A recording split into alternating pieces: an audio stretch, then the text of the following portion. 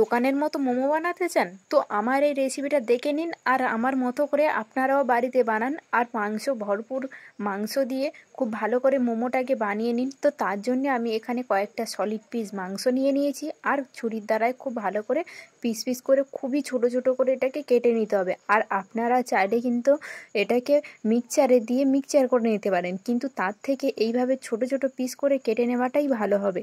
তো আমি এখানে সবগুলো খুব ভালো করে কেটে নিয়েছি, আর এরপরে আমি তুলে নেব একটা পাত্রের মধ্যে সবগুলো। আর এখানে আমি কয়েকটা নিয়ে নিয়েছি বিনস, আর নিয়েছি কাঁচা লঙ্কা, আর এক পিস মস্ত বড় পেঁয়াজ, আর নিয়েছি আদা, আর নিয়েছি রসুন।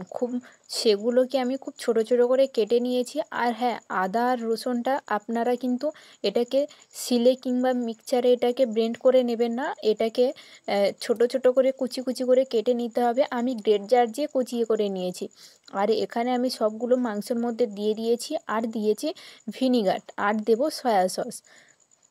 ভিনিগার দিয়েছি 1 চামচ, আর সয়া সস দেব 2 চামচ, আর দিয়ে দিয়েছি ব্ল্যাক পেপার মানে গোলমরিচ গুঁড়ো।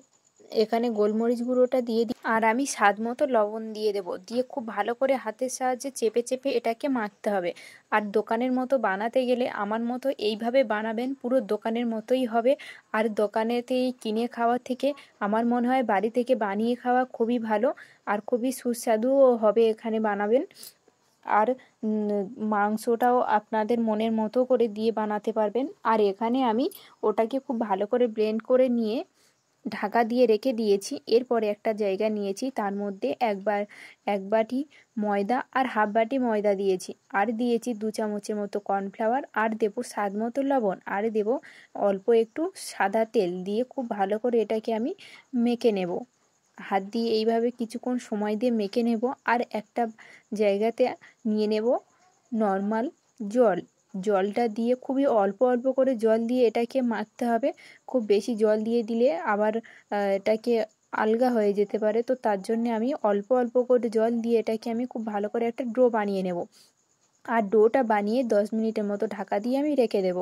আপনারা কে কে বাড়িতে এইভাবে বানিয়েছেন আমাকে কমেন্ট করে জানাবেন। ব্যাস, এখানে 10 মিনিটের মতো আমার ঢাকা দিয়ে রেখেছিলাম, আমার হয়ে গিয়েছে। তারপরে আমি এটাকে আবার খুব ভালো করে চেপে চেপে এটাকে মেখে নেব। আর এইভাবে বড় করে রোল করে নিই, আর ছোট ছোট পিস পিস করে লেচি কেটে নেব, যেমনভাবে লুচির লেচি কাটে। তো এইভাবে আমি সবগুলোকে কেটে নেব। আর সবগুলো আমার কাটা হয়ে গিয়েছে। এরপর এরকমই হাতের সাহায্যে এটাকে খুব ভালোভাবে আমি গোল করে নেব।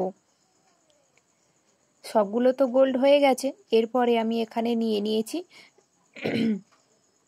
খুব ভালো করে যেভাবে লুচি বেলতে হয়, তো সেভাবে একটা আমি লুচি বানিয়ে নিয়েছি। এরপরে আমি তার মধ্যে দিয়ে দেব সেই মাংসের পুরটা, আর দেব চারদিকে জল।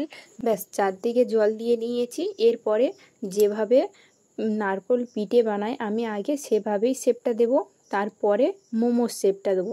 আমি এভাবে চারদিকটা এইভাবে কুচি কুচি করে খুব ভালোভাবে শেপ দিয়ে নেব। একটা করে এভাবে শেপ দিতে হবে। ব্যাস, আমার এখানে মোমোর আকারে হয়ে গিয়েছে। আমি আরও একটা মোমো বানিয়ে নেব। তো তার জন্যে আমি আরও একটা লেচি নিয়ে নিয়েছি, আর লুচির মতো করে বেলে নিয়েছি। এরপরে আমি চারদিক থেকে আবার জল দেব, যাতে যে মোমোর শেপটা দেবো খুব ভালোভাবে সেট হয়ে যায় আর খুলে না যায়। তো তারপরে আমি যে পুরটাকে বানিয়ে রেখেছিলাম সেই পুরটা আমি দিয়ে দিয়েছি। দিয়ে এরপরে আমি শেপটা দেব।